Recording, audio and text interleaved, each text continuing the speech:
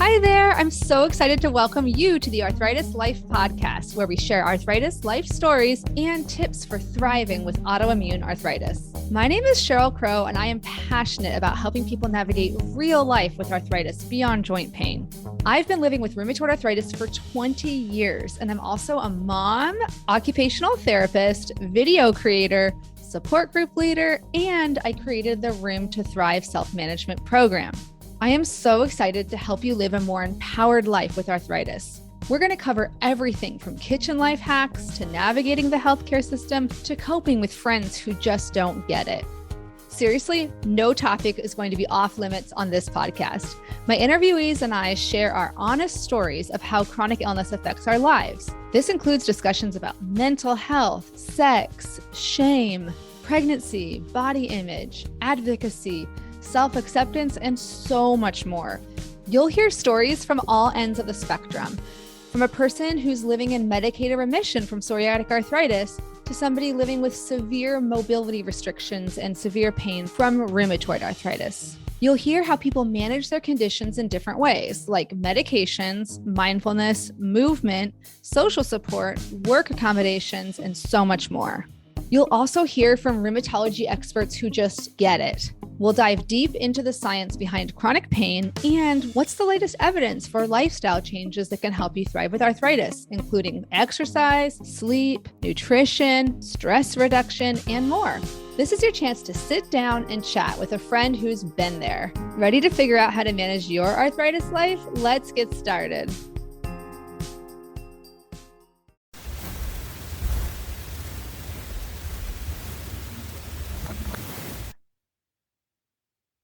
All right. So welcome, everyone. Today's episode is a really special one because I am joined by a friend and chronic illness collector, Lorraine Boissonneau. She is an award-winning science writer whose work has appeared in publications like the Smithsonian Magazine, National Geographic, and The New Yorker, among many others. So, and hot off the press, she has a new book out called Body Weather, which we use together memoir and climate change science or just climate science in general, to explore the parallels between our bodies and the natural world. So Lorraine, I'm so glad to have you here. Welcome to the Arthritis Life podcast. Thank you so much. I'm so excited to finally be big fan of you. Yes, and I know you've been working so hard on your book, and it must feel so great to finally have it be out in the world at the time this episode comes out.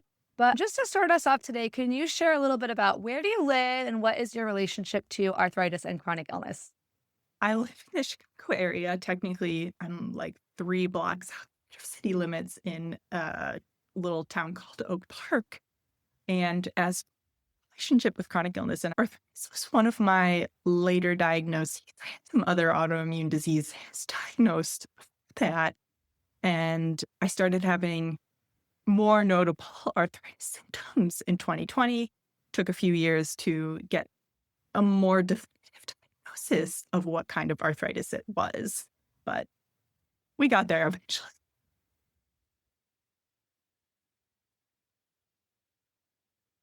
Well, I was going to say, what are some of the other diagnoses that you've also been having to manage along with arthritis? Okay, so Hashimoto's thyroid disease. And then later I got diagnosed with Graves, which normally is the opposite, and they don't co-occur.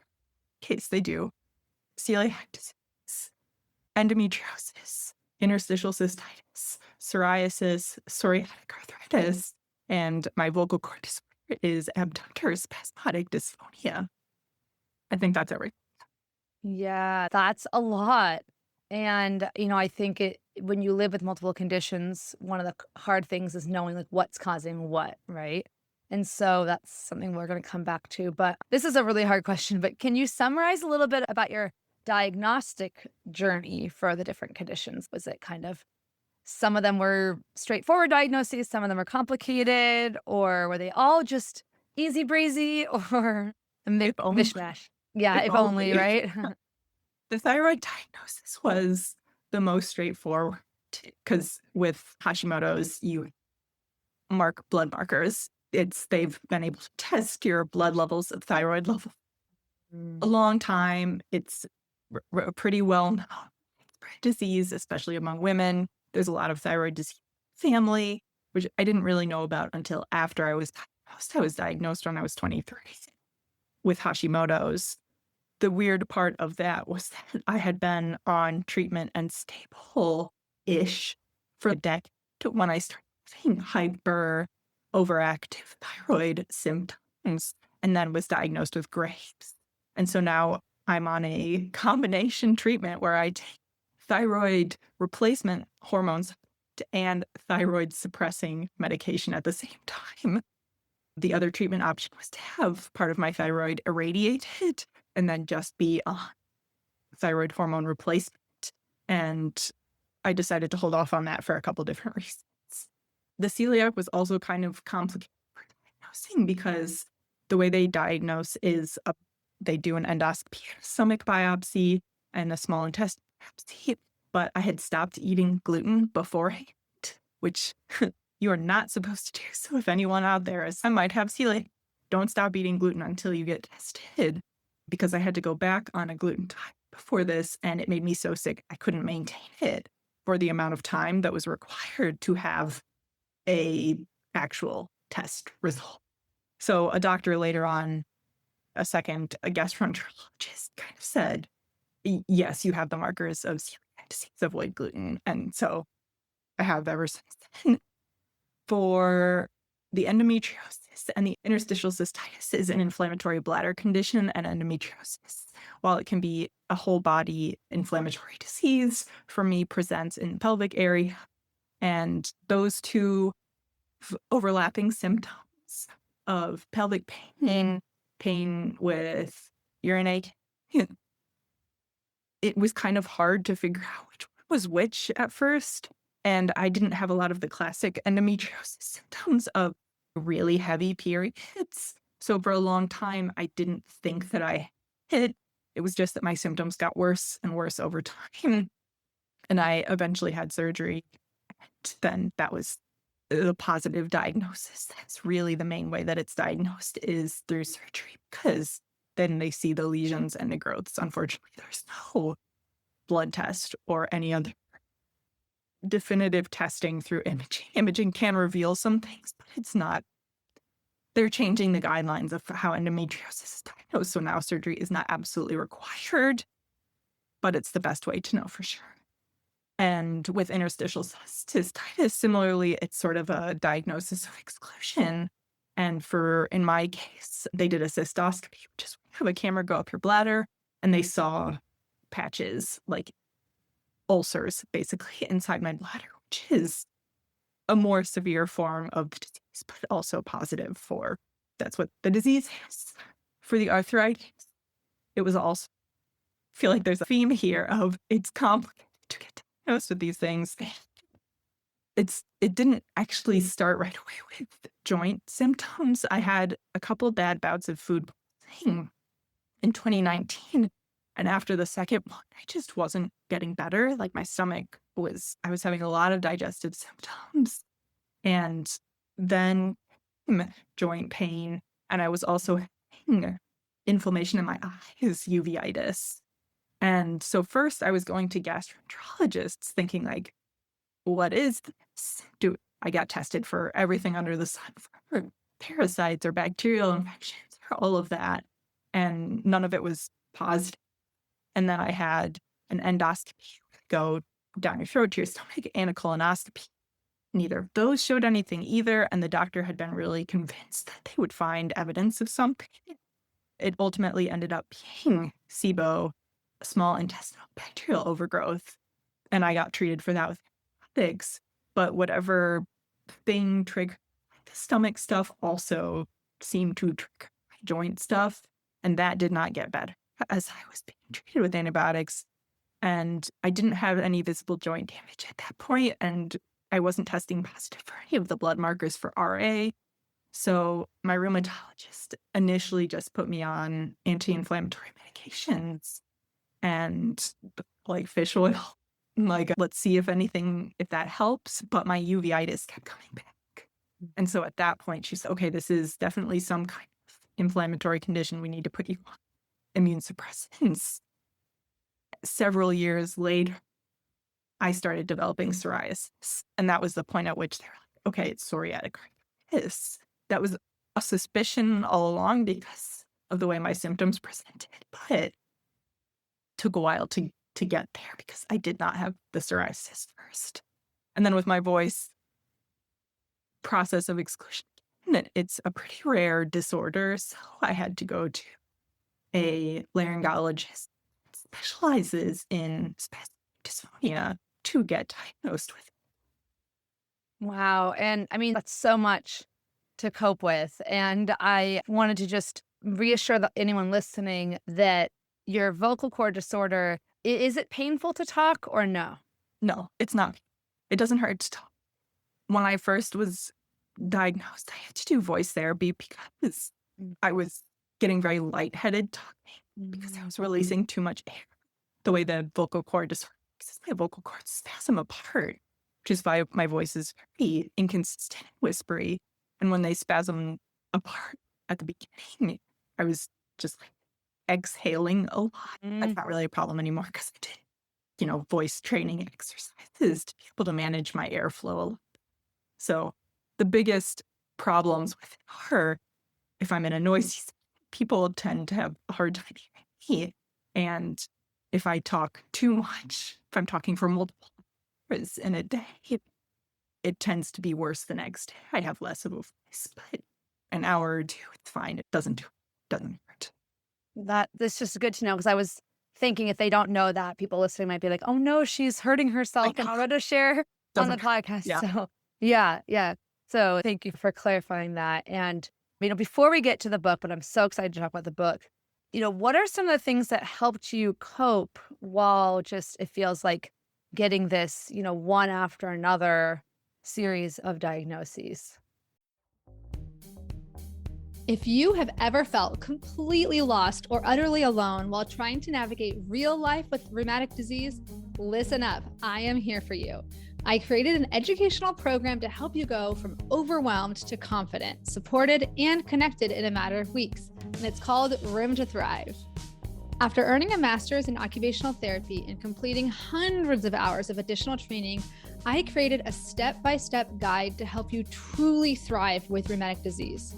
This is the only program I know of that's designed to improve quality of life for people living with inflammatory, autoimmune forms of arthritis, like rheumatoid arthritis, psoriatic arthritis, ankylosing spondylitis, non-radiographic axial spondyloarthritis, Sjogren's disease, and more. During the self-paced lessons, you'll learn how to manage pain and fatigue, cope with stress, navigate relationships, and continue doing the things that matter to you and bring you joy. The goal is really to help you improve your quality of life and learn how to thrive with your rheumatic disease right now, rather than waiting for a distant day when it might be cured or healed. I really created the down-to-earth, practical, heartfelt resource I wish I had had when I was first diagnosed at age 20. If you want even more in-depth support, you can join the 12-week Rheum to Thrive virtual support group, where you'll be surrounded by people who actually get what you're going through, people who will provide the encouragement, validation, and support that you deserve. Each group is expertly moderated, so you don't have to worry about the kind of misinformation that spreads like wildfire in the free-for-all social media groups. If you're on the fence, don't just take my word for it. Here's what Katie had to say in March 2023. I was lost and overwhelmed with my RA diagnosis. It felt overwhelming to know what to read, what to do, how to spend my energy trying to research on the internet. Rheum to Thrive did that for me. It's been like getting a crash course in my diagnosis along with a community who gets it. To see all the details, including the dates for the next support groups, go to the link in the show notes or bit.ly/thriveroom with a capital T and capital R. You can also just email me anytime at info@myarthritislife.net. And don't delay if you're interested, because each group is capped at 16 people or less in order to make a small, intimate group atmosphere. Thanks so much for your time, and I can't wait to get started with the next groups. And I can't wait for those of you who are interested in the self-paced option to go ahead and join that at any time. Bye-bye for now. It was a process. Especially after the arthritis symptoms, I really felt lost and they were the most severe in terms of impacting the amount of activity I could do. And so in the past, I had coped largely through different types of physical activity. I did triathlons and I did medieval sword fighting and I did kickboxing. It was really active. Did rock climbing, and that was a really good outlet. But then with the joint problems, I started needing a lot of joint surgeries. I think I've had 1, 2, 3 joint surgeries and a lot of injections in my spine in different areas. And so being so reliant on physical activity just wasn't possible anymore. And I think, finding the Room to Thrive course and then the graduates was so, so helpful because it was other people who had similar experiences with arthritis, and many also have multiple illnesses that they're dealing with. And just to be in a space where your reality is not so abnormal.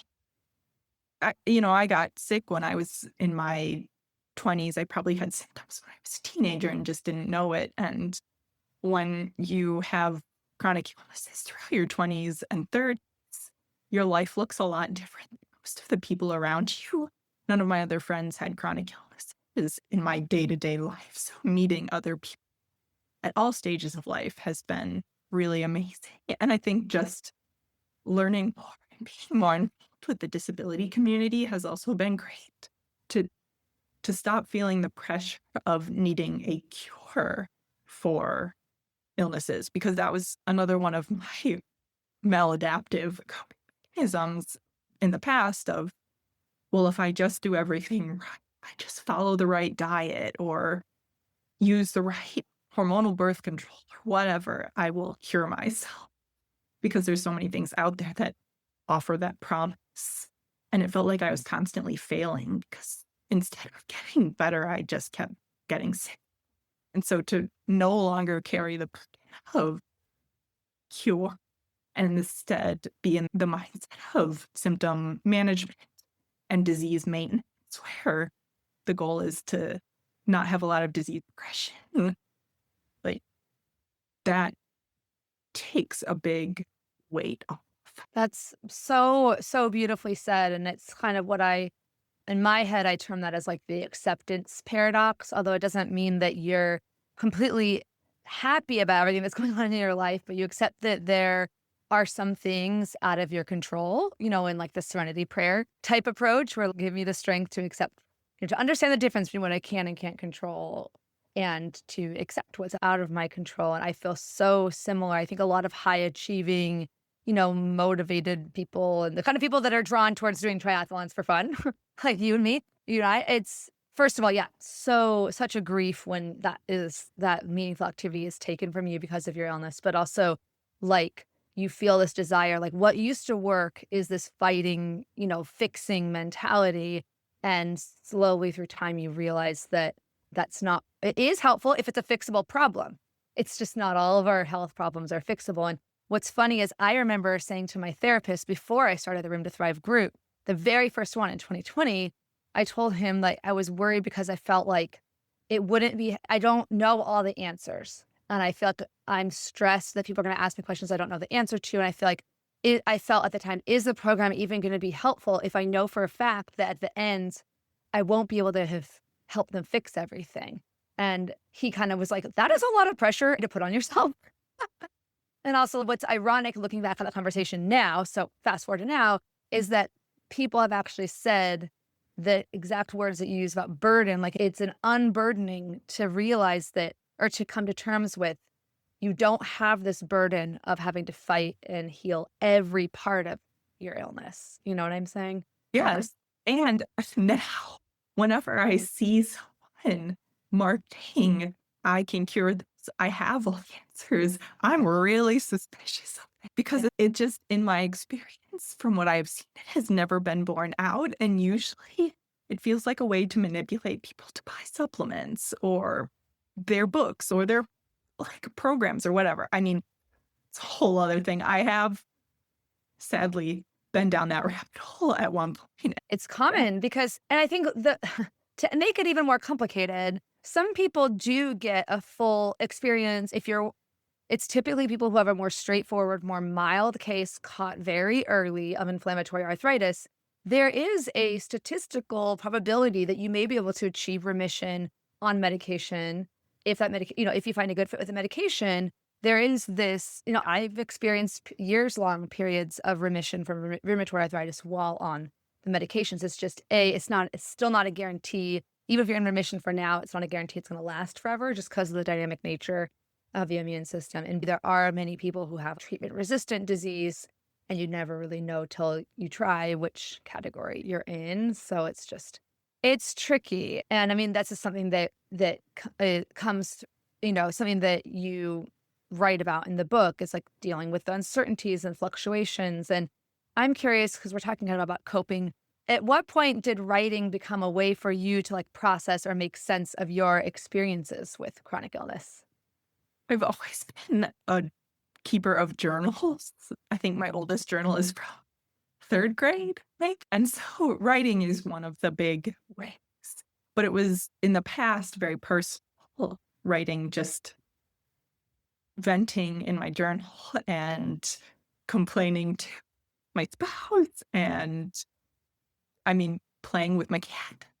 Like all of those kinds of things that you do to make yourself feel a little hurt. But when I started considering more publicly about it, I started with articles, not like shorter pieces, not my book, because I was a little nervous about,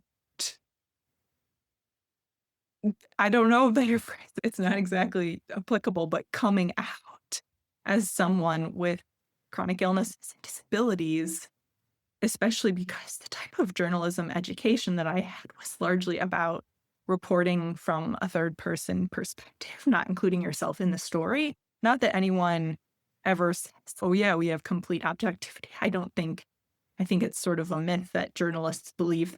For the most part, people don't. We know we have biases and interests, and whatever. But the goal is to not involve yourself in the story in a lot of types of reporting. And it felt really weird to suddenly turn the light on myself and reveal things that were personal and challenging. And so I just wanted to make sure that it would feel emotionally okay to write about it in a shorter form before saying, I can write a book about it. And it was a good stepping stone. The response to the articles that I wrote places were overwhelmingly positive. And I think with all of my illnesses in my book, they'd had a long enough time in my life to kind of be settled. I did not write about my vocal cord disorder book because it happened in the writing process in 2024. And I didn't know how to talk about it yet. Pun intended. Yes. So I didn't include it. And I think that's the other thing about writing. Anytime you publish something, you know that the readers can find it at any moment in time. But for you, it's a reflection of a very specific moment in time in the past. Like things change between when he is written and when you are existing in the world. That makes perfect sense. I once heard the writer Glennon Doyle Melton say, write from your scars, not your wounds.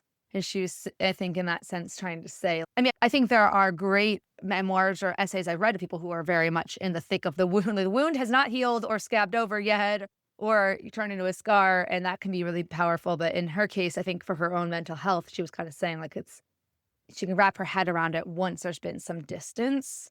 And maybe it sounds like similar. Yeah, definitely.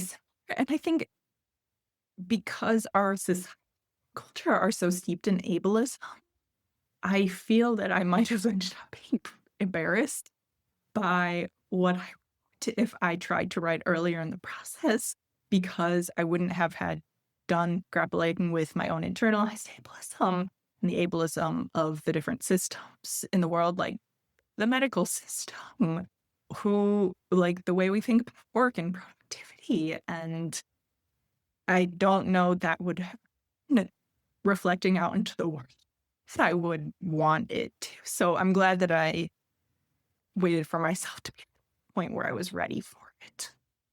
Yeah, that I completely agree. I felt like as somebody who has done a lot of, I guess you call it informal writing in terms of I express myself on my social media accounts, mostly verbally or through pictures and then, captions, which isn't really the same kind of, I don't put the same amount of thought into a caption as I would into a full blown essay because they're just shorter.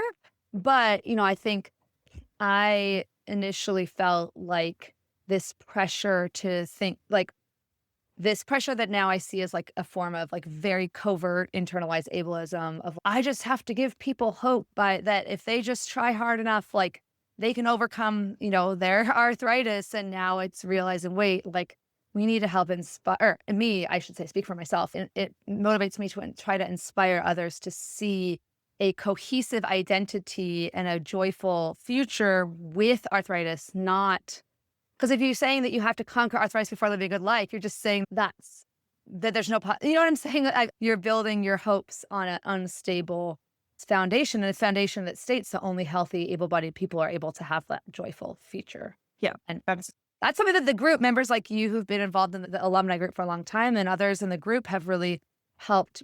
I don't think I even had ever confronted ableism in a deep way until, starting the Room to Thrive group. So it's been fun to kind of, for me personally, to learn all that. But I wanted to just quickly just get a couple more background details before we delve into Body Weather, which I'm so excited to talk about. That's the book title. But when did you know you wanted to be a writer? And then can you tell me just a tiny bit more about journalism school? Because that sounds cool. yeah. Ah, I just wanted to be a writer in second grade. Yay! It's a long-term inspiration.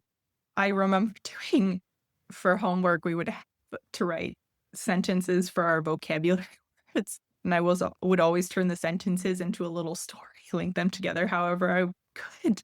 And the teacher being like, "Oh, you have a talent for writing. You should be a writer." I was like, "Okay, that's a job. Yes, it's a more challenging job than just, yeah, I'll be a writer because getting paid is hard. People tend not to make very much money unless you are Stephen King or a really best-selling Colleen, big name author. Most writers don't make an enormous amount and do other things on the side. But it is also for chronic illness because it's a very flexible job if you are not working full-time at a company, and that's been really good for me. As for journalism school, so I studied creative writing in English literature and international studies as an undergrad and then went to grad school for journalism. And that was it was a 1-year program. It was a bit like a professional education, like a JD or a medical school degree, obviously not technical in the same way as those degrees, but the courses were about learning best practices for reporting. We had a course on journalism law, journalism history, on different types of reporting. So we had to do video and audio and photography. And then you could kind of pick more electives based on what you wanted to specialize in. So there was a science elective that sadly I couldn't do because it conflicted with book writing, which was the class that I was in. And that helped me write a proposal for my first nonfiction book, which has nothing to do with it. It's a totally different subject. But that class was really helpful in learning more about the publishing industry, the way that nonfiction publishing tends to, and helping me find my literary agent who represents me. She's sort of the literary agents are the go-between for writers and publishing houses. So they'll manage the contract discussion and make connections with editors. They can then present works by their authors to those editors to hopefully be bought. That's super helpful. That kind of helps, lay the foundation for how you got into this specific book. So you called the book Body Weather, and it has one of the most I'm not just saying this because I love you, but has one of the most beautiful covers of any book. I mean, I'm kind of, hey, I'm going to judge books by their cover and what's inside. Why not both? Yeah. They put illustrations on the cover for a reason. They know people are judging the covers. That's so true. I think I learned in occupational therapy school that like of all the sensory nerves in our body, like our brain has the most space devoted to visual stimuli. That's like our brains really Makes prioritize visual stuff, which makes sense, right, for survival. But anyway, back to your book. What does the phrase body weather mean to you? So it came from a partner at one point, kind of using the phrase to describe the way that my symptoms would sort of fluctuate, the way that the weather fluctuates. And it turned into this really powerful for writing because I've always been really conscious of the weather growing up on Lake Erie in the Midwest. And I sailed growing up. I lived on a sailboat at one point as a kid. Parents live on a sailboat. So you have to be very aware of the weather you are sailing. And I think that carries over into daily life. I'm just fascinated by the weather, by the changes in the atmosphere, how that produces storms and the right conditions for fires and flooding and all of these other things. And it felt very similar in my body where it was sort of mysterious in the ways that symptoms would change and fluctuate. And I could track and monitor them. I couldn't necessarily predict them. And I certainly couldn't predict very far out, which is, also similar to weather predictions. We have really good forecasts for 3 days, pretty good forecasts, pretty terrible forecasts quicker than that because the calculations are just so complicated.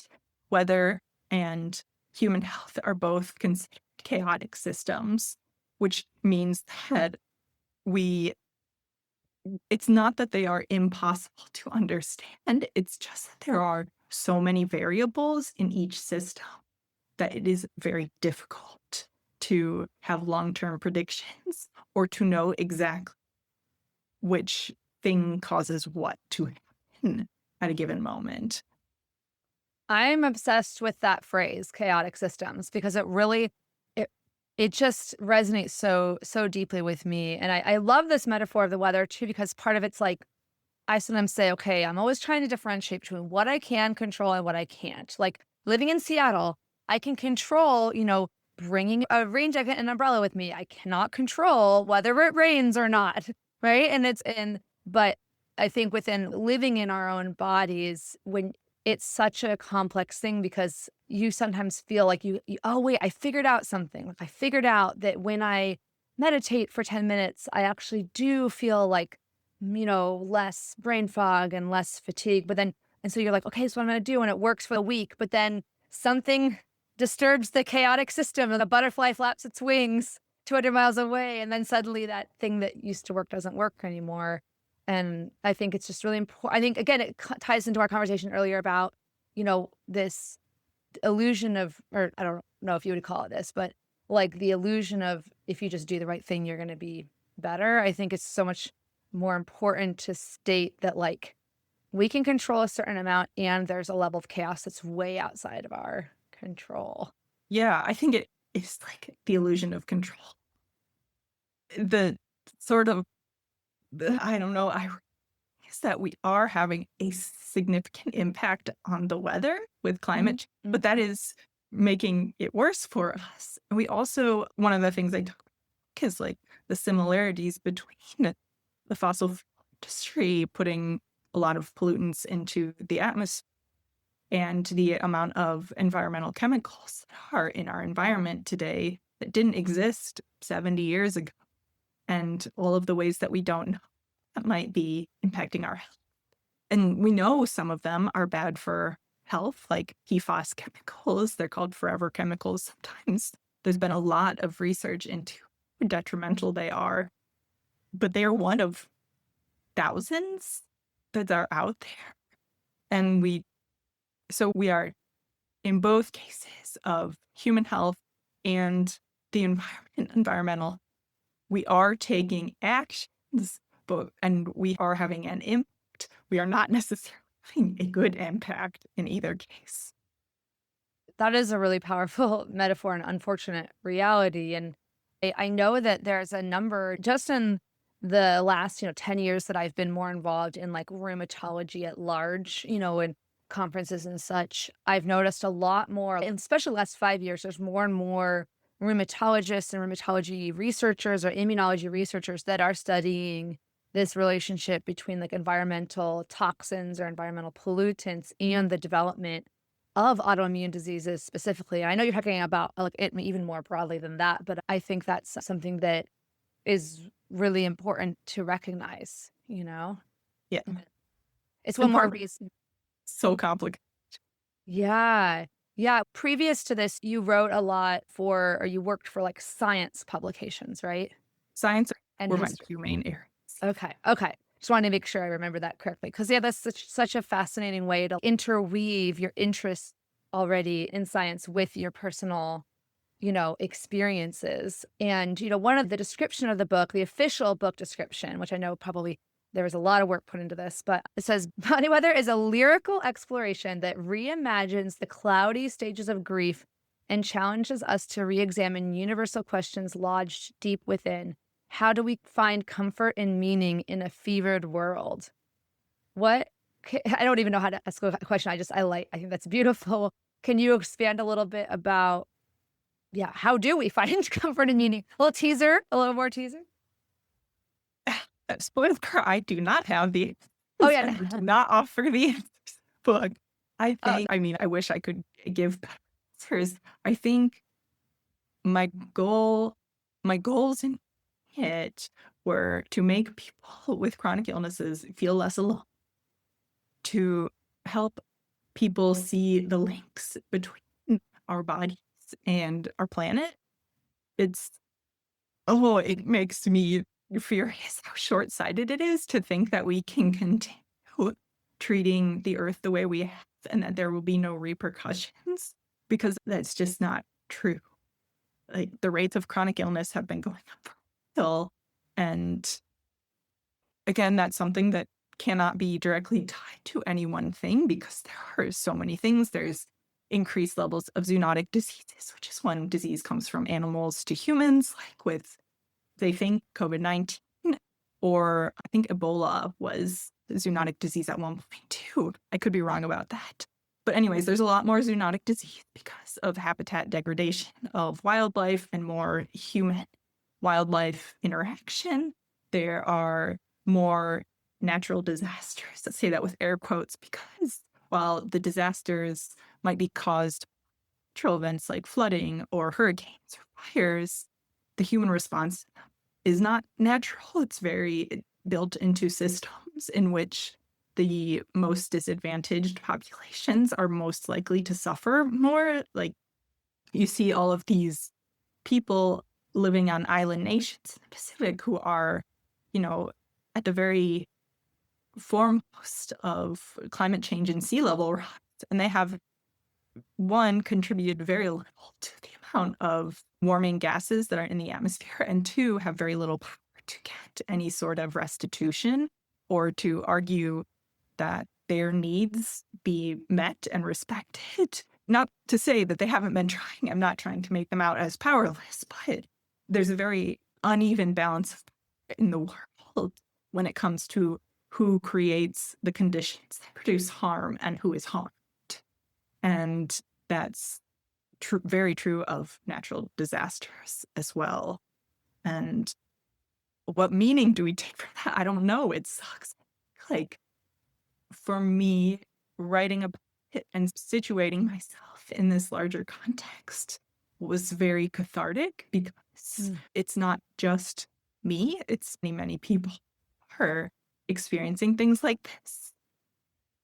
And I think it's also in other people that we can develop different ways of living that are more mutually respectful for humans and non-human creatures, plants, animals, like rivers, oceans, lakes, mountains, whatever. Like, it can be as broad and expansive of a vision as you want, but we're not doing a good job of it now, and there's a lot of room for improvement. So I guess that's Awesome. No, it definitely, I mean, I think we all have blind spots, and I spend a lot of time thinking about the interior world, of myself and others living with chronic illness and how to help people feel more, empowered and educated and supported. And I think sometimes I certainly have many blind spots when it comes to, I don't tend to seek out a ton of information about like the physical earth. It's just not like my husband's like really into the stars and like astronomy and and I'll kind of he'll fill me in on what's going on. But I think even just it's such a compelling and I don't know if analogy or metaphor that the idea that like, we have to take care of, just as our bodies when we have chronic illness, like, have, illness or what, going on and dysfunction or whatever you want to call it.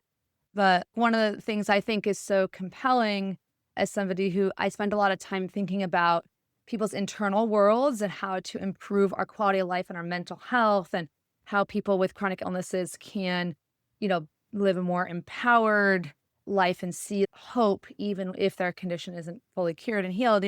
I spend a ton of time thinking about that and I have blind spots in other areas. I don't tend to think a lot about like earth science or astronomy. And my husband that loves astronomy and he's always telling me what's going on in the stars and the planets and stuff. But I think just the compelling metaphor you've made of, our earth is having, dysfunction and having a bunch of issues with it, just like maybe those of us with chronic illness understand our own different body systems are having dysfunction. And, unlike maybe some of our bodily issues, some of the human caused issues with the environment can potentially be somewhat, ameliorated or at least slowed down. Like I know in Australia, they slowed down the ozone, right? I did hear about Mhm. that because I follow a lot of stuff to do with skin cancer because of my risk factors. And then now I did get diagnosed with basal cell skin cancer. But anyway, so I think it's the people reading it who have chronic illness are going to feel very seen and very that they're not alone. And then they may actually feel more inspired, like I feel afterwards, to get more maybe involved in, efforts to combat climate change and save the planet. I mean, it sounds really big and daunting, but there are so many little things that people can do, like even just eating less meat. Yes, meatless Mondays. Yeah, little things like that, and being more aware of it, trying to pay attention. I mean, clearly not all of us are going to be Greta Thunbergs, but that doesn't mean that there's not stuff that we can do to make a change, try to improve things. When I know this is like probably just the most basic observation ever, but it didn't really hit me until talking with you today, where it's like literally like the earth is like our body, the body that we live on. Like, The but planetary body.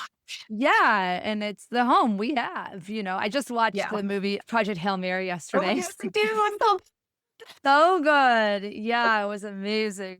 So I am thinking a little more about the planet because of that. In the same way, it's kind of destabilizing sometimes to think that there's all this stuff going on in the world or little literal Earth that we may not be able to fully control. yeah, Yes, yeah, that's always been the case, though. And one of the things in the description of the book that I really liked, it says Bosono surveys her own body weather, relating her dysregulated thyroid to global temperature fluctuations and arrhythmic heart to chaotic thunderstorms and relating inflamed joints to wildfires beyond control. I think those like analogies are so vivid. I really love them.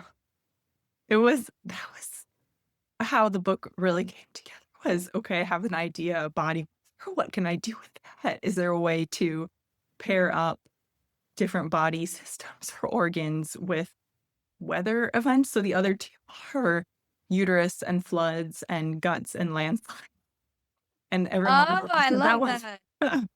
Nuts and and landslides. That sounds familiar to me as somebody with gut oh issues. No. oh god, I know. And from there, it was just figuring out how far does that metaphor extend? What can I say about both those things that makes sense? And I didn't go into it knowing all of the science. I actually think I know a lot of science experts who hate books, do know much of the science, not maybe all of it, but they have a certain level of Mhm. expertise.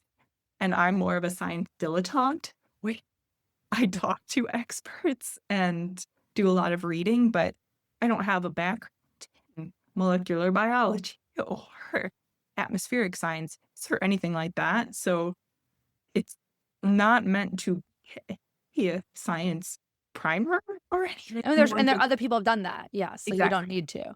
Yeah, it's more just, oh, how do we make this connection as interesting as possible? So for like the guts and the landslides, I talk a lot about soil microbes and how they might be involved in how we know they are involved in our GI system microbiome and how they now are being involved in landslides because different types of microbes make different types of rock and soil more likely to collapse. Whoa, I had no idea. I'm gonna learn so much. I'm gonna learn so much. It's a total nerd. I'm like, this is so exciting. Because I love learning new things but I also love reading people's personal stories of, chronic illness and how they cope with it and just make meaning of it, make sense of it, and work to still, something I think that is just intrinsically, I hope, inspiring to people listening is that you've managed to take been your passion since you were in second grade and been able to, and I know I'm not saying it's easy, but you've been able to achieve it, for lack of a better word. I don't know if that's too strong of a word, but I think you've been able to achieve your goal or your dream of being a writer, which is so cool. Yes, it's really cool. I feel very lucky to do that as a job. Like, I write well, not the only Yeah. thing. And yeah, you've persevered through a lot to be able to continue doing this because it would be easy to stop. And I know I'm going to ask you a question more for selfish reasons for myself, but I know I'm not the only one listening who in my own life, I have a dream and goal of writing a book. I've started writing one, but it's more, I don't know when you consider that you're completely officially writing because I'm still in the outline stage, and jotting down this could go here, this could go there, but I'm not positive yet. But yeah, what advice would you give to somebody about writing, chronic illness in a personal and meaningful way? Or just, yeah, what advice do you have someone I want to write a memoir style book mine in my head is more like a blend of self-help and memoir potentially. Yeah. I think a big difference when I was writing was being honest about my emotions. So that's something that's in the description about the cloudy stages of grief. I didn't set out to have a different emotion in each part of the book, but that ended up being part of it. Doesn't map onto the stages of grief exactly one to one. I made some changes, but it was a way of uniting my feelings, and in this case, climate change, environmental destruction, and my experiences with chronic illness, and forcing myself in a way to be honest when I was writing the personal sections and writing observations about the world, because it would be so easy for me personally to brush the things off that I experienced as, well, it wasn't that bad. I think with anyone socialized as a woman, there's sort of a tendency to downplay how intense our experiences are, because so often we get gaslit in medical settings or in personal life or in business life, like whatever. It's very common for women to have their experiences doubted or questioned. And I didn't want to do that to myself in the writing. I wanted to be, not that I was trying to be maudlin or overly dramatic or anything, but just honest as I could be about. The first part is about denial. Yes, I acknowledge the reality of having thyroid disease, but I was kind of in denial of what having a chronic illness. And I still thought I could cure it if I did everything right. In the section about the uterus, it's the emotion is anger, because there's just so much anger in the history of medicine for me because of all of the medical misogyny, especially the history of hysteria and how doctors have treated female patients for a long time. And so letting myself be angry in those moments, writing the personal sections, I had a really horrific experience getting my IUD placed, where not only did they just tell me to take some Tylenol before, but they messed it up the first time. So I had to have 2 IUD insertions in the same day. And I was screaming while they were doing it because it was so painful. Part of that was probably because of the endometriosis that I didn't know I had yet. And, they weren't particularly sympathetic. They were like, well, you can chill for like half hour in between and we'll give you some more ibuprofen. Like, not doing very much, clearly.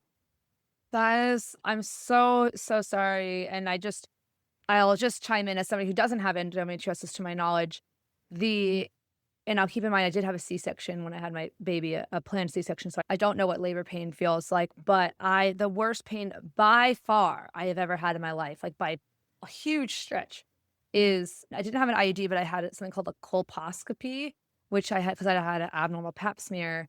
And the guy was so casual about it and was just like, yeah, didn't have any meds pre. I let out, and then it's like they scrape, is it your uterus or they scrape your cervix? They scrape your cervix to get, and I let out I don't even can't even describe the noise. I was completely involuntary, like an animalistic scream.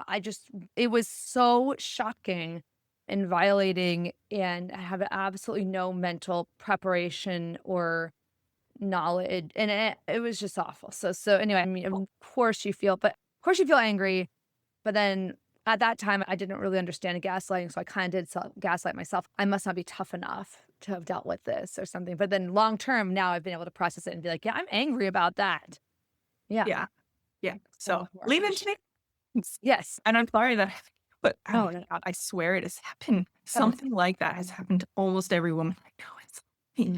Sorry. So you were saying, yeah, your advice is to be honest with the emotions and not pigeon hole yourself into one overriding emotion. That kind of sounds cool that you were like different chapters have different emotions. You maybe didn't mean that to be the case.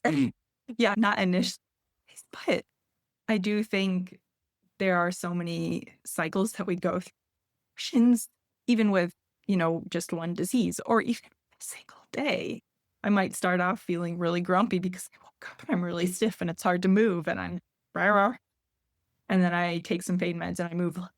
Day gets better, and maybe then later something happens and it makes me sad. And, it's just emotions are like weather too. It's changing. They're sort of moving through you. And I think what you said before too, like not giving people the answer that you can fix everything if you just these 5 easy tricks, which is not reality, but that you can live a good life with chronic illnesses. Like I do feel like I have to emphasize from time to time, I have a good life. It's harder in some ways than other people's lives, and it's more complicated sometimes, but like overall, I think I have a good life. Mm-hmm. And so what are you comparing it to, right? Like, even though we have our health issues, we're living like literal royalty compared to somebody, 1,000 years ago.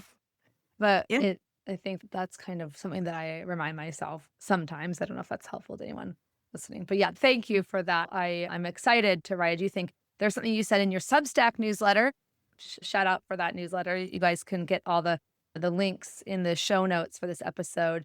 But is that, I don't know why it really just hit me, but when you said writers gotta write, like it's just, there's something in writers that and I kind of feel like, I don't know, I feel like this is just my own story, but for anyone who's listening and interested, but I feel like I've been missing the process of writing because I've been missing the process of deep focus writing because I've gotten so into my monkey mind, and my D brain gets so excited about making short form content and dancing around, and it's great. I want to be a well-rounded person who can do lots of different things, but I think I've really missed the process of really deep focusing on like synthesizing and writing, and I'm really excited about doing more of it myself. So you've inspired me through your book. Okay, also, I will add, you were talking about does outlining writing. Yes, because I love a good pain.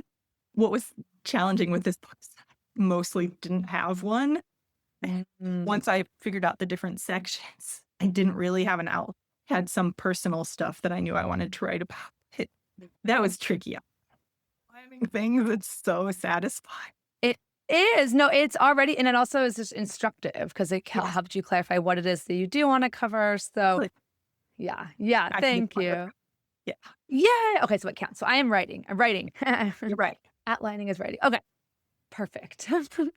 Just we're getting to the point of starting to wrap up a little bit. One of my rapid fire questions is always, do you have any words of wisdom for somebody who might be newly diagnosed with either, psoriatic arthritis or endometriosis or thyroid disease? Just general words of wisdom. Just read your book, maybe. Yeah, definitely if you wanna take the time to read a book, yes.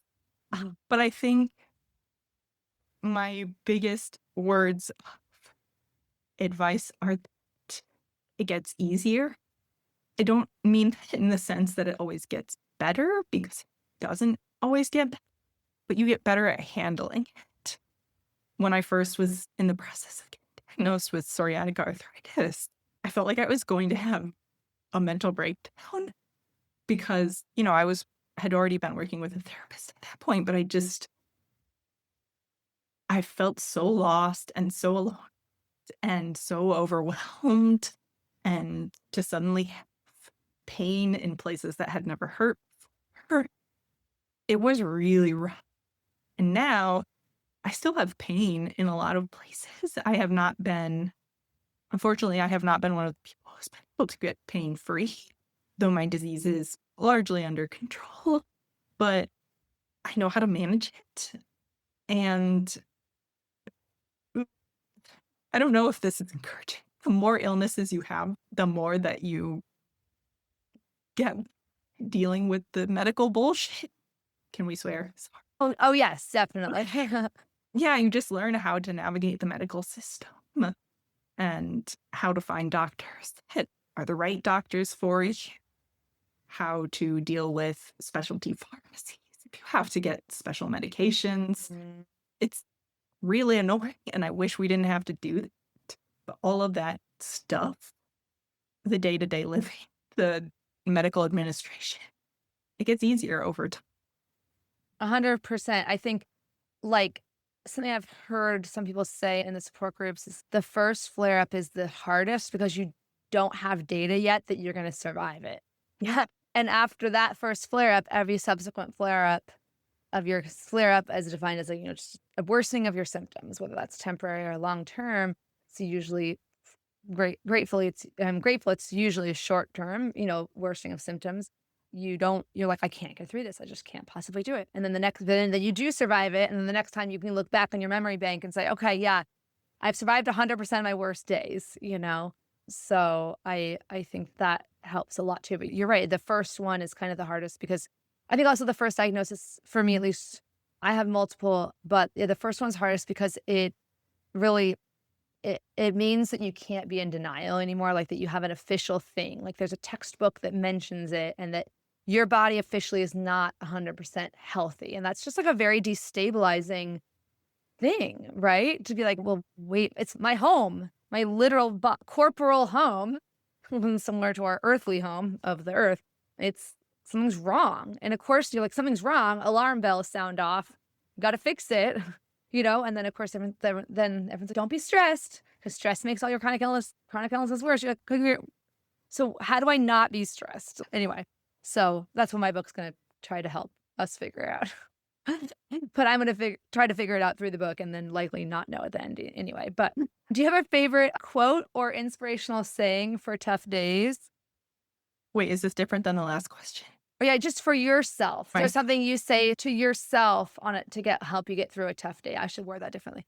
I do like we can do hard things or I can do hard things. It's so cliche, but this too shall pass. No, I mean, I just have to remind myself that it's not whatever is happening this moment is not going to last forever. And that might mean it gets worse. That might mean it gets better, but it is going to change. yeah, I think that's great. The classics are classic for a reason. I love that quote too.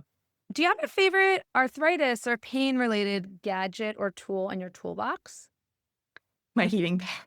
I have one on my chair because my back areas that gets irritated a lot. that's my favorite. I think any sort of brace or splint or whatever that helps immobilize joints in ways that feel good, also really good when you need. I have elbow brace, knee brace, wrist brace, hand Mm. gloves, compression, ankle brace. I have everything for Mhm. when something is acting up, and that's also very useful. Like no joints left behind on your. What I really want is like a full body back brace so I can just like Yeah. compress it. As far as I've found, that does not exist. You need like the Temple Grandin hug machine for back joints. Yes. Yes. Hey, marketing or product opportunity for anyone listening. You heard it first here. Do you have I mean, this is a lot, but do you have a favorite book or movie or show that you've been into recently? Recently. Okay, I just read this really good book on it was essays on illness called How to Tell When We Will Die by Joanna Hedden. Oh. So good. It was really good. Definitely will stick with. I've been watching Shogun, the show, which is Oh, yeah. about Japanese history, 1600s, and it's been really fun. I love that. It's very beautiful. It's very fun, like political machinations type show with Yeah. compelling characters, and they do more than half the show in Japanese, which I also think is really cool. That's a great one. I'm gonna have a big plane ride in a few days, so I'm gonna steal that idea for that. And well, I think you've already answered this, but this is kind of the central thesis question of this podcast, which is like, what does it mean to you to live a good life and thrive with rheumatic disease?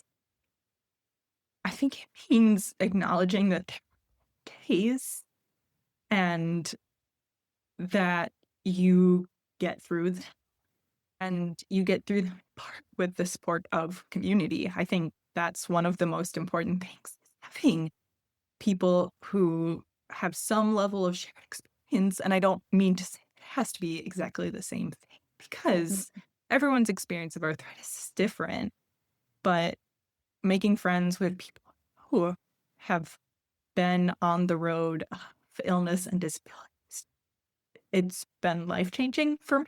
It's been so helpful in managing the bad days and managing new diagnoses, just feeling less alone. Yeah, I echo that and 100%. Is there anything else you wanted to share with the listeners before we wrap up? If you have newly diagnosed arthritis, you should check out Oh, that group was been amazing.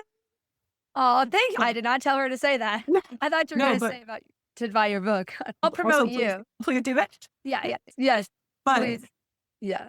it was it finding the group helped me get through the worst parts of the beginning of it, and it honestly informed my thinking. It helped write the book too, in examining, the history of eugenics in the country, that disabled people have been treated in the US and many other countries as well, and what has changed and what hasn't, and getting support and, in the graduate group, sending cards and letters to each other, going through hard times. There's just so much. It's so nice. So I nice. know. I have another book idea that's basically like chronic illness friends magic. That's not the, but like the friendship is magic asterisk, like particularly chronic illness friendship. I love that. I occasionally will have a able-bodied friend or a non-disabled friend listen, to the podcast and be like, "My God, you're making me feel like I want to be part of the group. I don't want to have the chronic illness, but how do I get there without having the chronic illness?" I'm like, I can't help you there, but We're an no, exclusive club.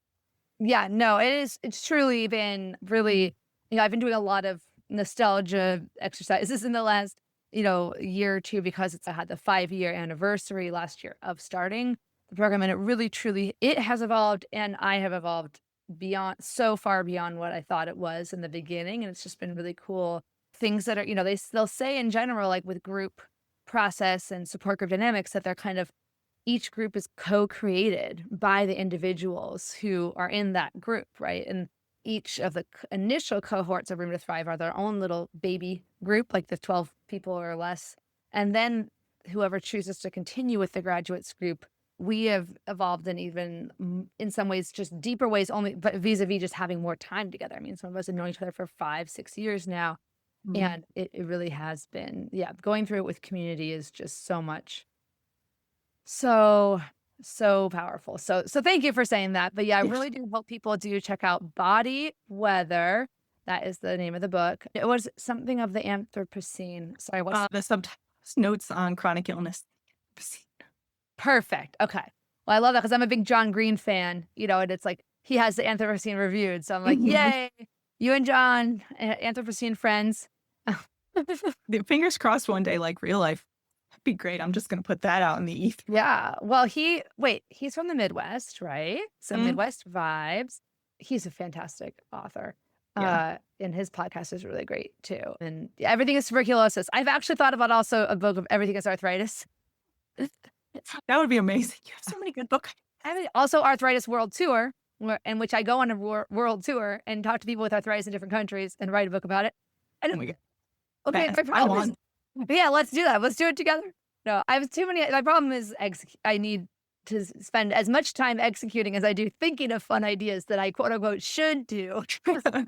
But the acceptance book is the first one. I'm kind of calling it the acceptance book in my head because I'm not positive the title yet. But the paradoxical power of acceptance, like the last thing I wanted was the first thing that actually really helped. But it's hard. It's a hard sell. Acceptance for reluctant people who don't want to accept. Jazz hands. Such a pithy title. I know, yeah. Acceptance, exclamation mark, question mark. Yeah. That was me too. Yeah, oh my gosh. No, well, thank you so much. And I'm going to put all your links again. I always do put everyone's links in the show notes, which are on the Arthritis Life website, which is myarthritislife.net. But if someone wants to follow you right now, let's say on Instagram, where would they go? My Instagram is lmboisson89. It's the first part of my last name, Boisson. Did I pronounce it wrong? I'm sorry. I'm so bad at pronouncing. Really. Yeah, okay. And you have to request me there. I have Instagram because but I'm fine with strangers requesting. I just don't want a bunch of bots following. And my Substack is Lo Boisson as well. Lo, my last name, Substack. And I write about chronic illness and writing and environment and sometimes just random life stuff. So it's kind of like a bloggy that's mostly once a week, 3 or 4 times a month. So those are the other ways people. Well, for your Substack, you also have a great tagline: "Come for the cute critters, stay for the surprising insights." Yes. Because you've got cute kitty cats. Yes, the cute. I think I wrote a post early on about squirrels too, and that was also very fun and cute. Yay. Awesome. Well, thank you so much for taking the time to, explore more about or share more about your story and the book. And it's been really fun chatting with you as always. Yeah. So thank you so much for having me. All right. Bye-bye for now. Bye.